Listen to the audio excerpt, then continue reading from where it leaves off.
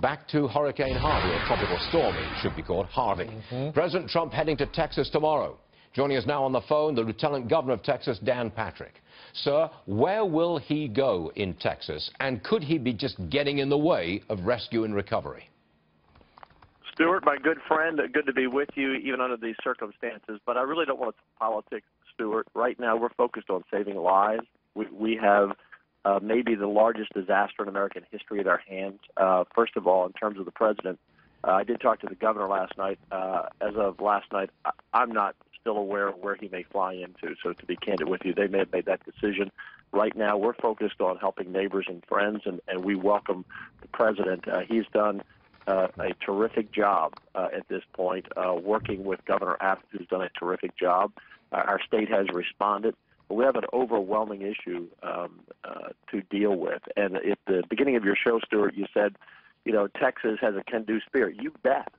No. We will get through this. But this is going to be tough, Stuart. I want to give you a sense of this.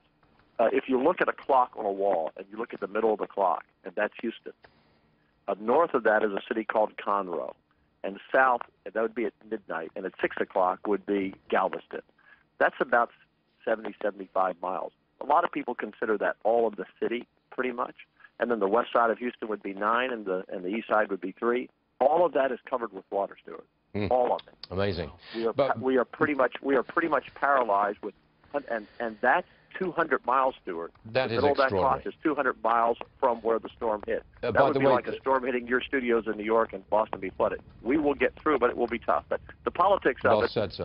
By the way, Mr. Lieutenant Governor, I have to tell you that the First Lady will be going with the President tomorrow to some part of Texas. I want to bring up there's been some criticism that maybe Houston should have been evacuated. The mayor did not issue an evacuation order. And this morning, the city's police chief on this program said, look, you couldn't evacuate the place because where do you put all those people?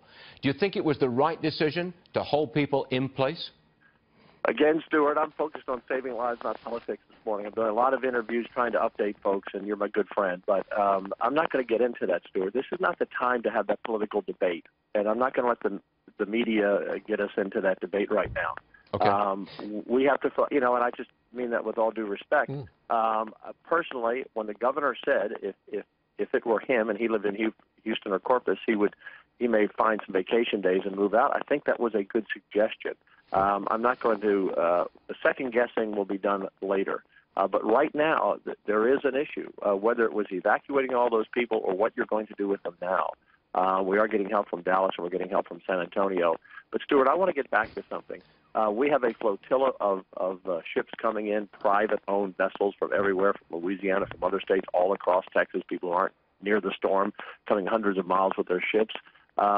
They are going neighbor to neighborhood, house to house, trying to rescue people who are elderly, who are women who are pregnant, who are young children, who are trying to get them out. And right now, it's all about, even when you rescue these people, Stuart, their first reaction is, thank God I'm alive. Right now, lives are precious, not even furniture, because that can be bought. You can repair a house. It will dry out, and politics will be politics. But right now, life is important. Well said. And Texas is pulling together as one. Exactly. Dan, so we're pulling together as one. I got to tell you that on our screens, throughout this interview, we've been running what I think is inspiring video. People coming together to rescue, save lives, and help those who are clearly in need. It is an inspiring story from the can-do state of Texas. Thanks for joining us, Lieutenant Governor Dan Patrick. Always appreciated. Back to work. Hey, Stuart, always appreciate you. Thank you, sir. Yes, sir.